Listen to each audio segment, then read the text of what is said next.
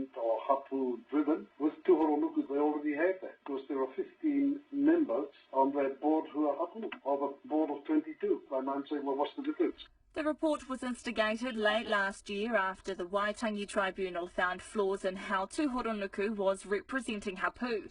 Under the new proposals, representative roles for kuia and te runanga aiwi o Ngāpuhi and urban Māori will be scrapped. But Mr Sadler says the hapu voice comes at the expense of Ngāpuhi whānau who live in the city. Majority of Ngāpuhi are urban dwellers, which silences their voice. And although the argument is that hapu can represent it, though hapu can't represent it, some of them are displaced. The Working Party is calling for feedback by the end of the month before giving the final report to the Crown. The Minister for Treaty Negotiations, Chris Finlayson, wouldn't comment on the report while it's in its draft form, but encourages Ngāpuhi to give it a read. If the report is backed up by Ngāpuhi members, there'll be a name change for Tūhoronuku, something fresh to mark a new phase of negotiating that the iwi hopes will see it settle its claims sooner rather than later. Ko li Marama McLaughlin tēnei. A commemoration to mark 100 years since armed police raided Ruakinana settlement in the heart of the Uruwera has sparked calls for the prophet to be pardoned.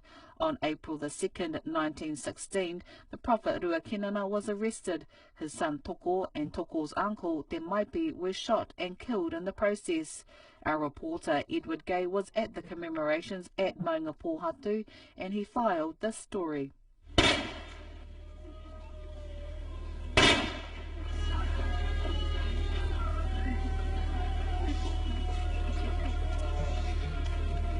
Those shots and the crying of the women were part of a reenactment of the arrest of the Tūhoe prophet Ruakinana, but the emotion was very real.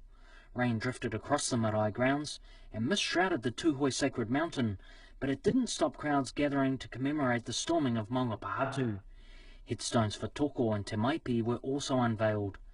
Tūhoe kaumātua Leni Te Kāwa's auntie was one of Rua's wives, and he says it's important for the people of Maunga Pohatu to tell their own story. It's like the ancestors that come back, and they're showing the people on the marae exactly how it happened through the eyes of our parents and our grandparents. Mr Te Kāwa says one of the actors was a descendant of an officer in the police that included 57 men from Auckland and smaller contingents from Whakatane and Gisborne. He started the process of taking that first step that may be further down the track. Others will start making contact. And I think when that happens, then complete healing will start to happen for both sides. Yeah. Not just once, but for those descendants of those policemen too. It's not clear who fired the first shot, but the late historian Judith Binney says the evidence suggests it was the police. Rua was later cleared of sedition charges, but found morally guilty of resisting arrest. The jurors failed to reach a decision on charges of counselling others to murder.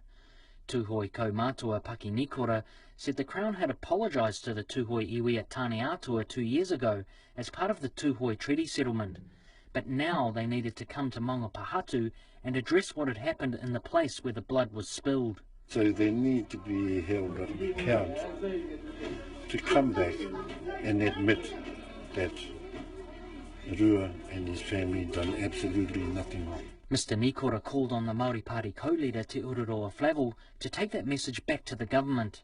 That sentiment was echoed by Mr Te Kāwa. One of our uncles, before he died, one of the things that he did say to us that time in the world has seen that Rua really had nothing to answer. He said Rua was surprised to see the police turn up because he'd received a suspended sentence for supplying alcohol at a large gathering.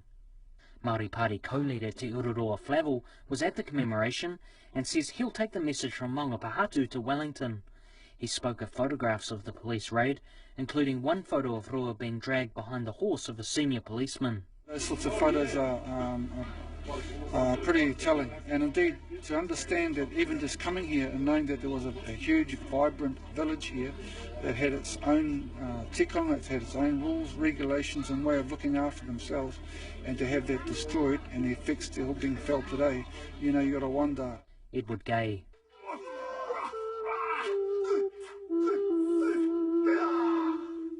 There's outcry amongst the descendants of a Ngāti Manawa chief whose portrait has been sold to the highest bidder.